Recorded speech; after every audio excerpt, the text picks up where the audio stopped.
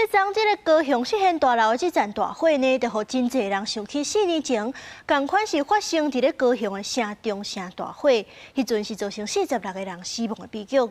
当年城中城大火了后，就引起真侪争议，包含自商混合大楼真复杂，道省的路线受到阻挡，这旧大楼欠消防设施。公共安全无管委会来维护等等，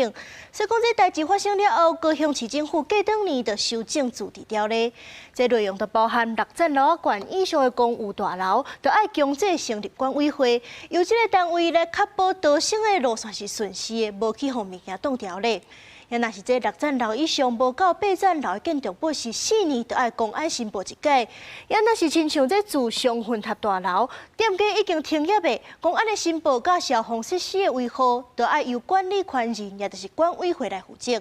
若是无申报，这管理权人上当是去罚款5万块。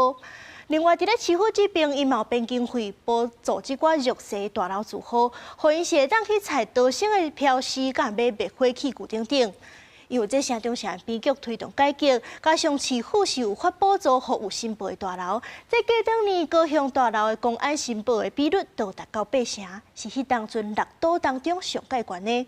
只不过这款危险老旧的大楼公安申报甲检查，拢无法度抓甲真彻底。上界主要的原因就是大楼甲公寓的公用基金根本就无够用，因是无钱通好推动整修内部设备，而且维护道省路线这寡代志嘛无钱通请人去做。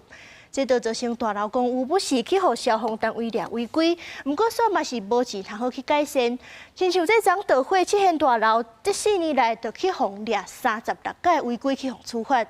这公寓大楼的困境讲煞，咱就要来提醒大家，若是住伫咧大楼内底，万不一当着火灾是要注意啥物？第一，就是千万袂使坐电梯；也若是第二，就是毋通秘伫咧浴缸仔内底，因为这浴缸仔的门通常是塑胶的，根本就无法度阻挡火势。也若过来一点是真重要的，就是逃命时阵千万袂使走旧楼，因为咱会记你讲，这火烧的烟囱管的速度是比咱人咧走搁较紧，咱是绝对走袂赢烟的。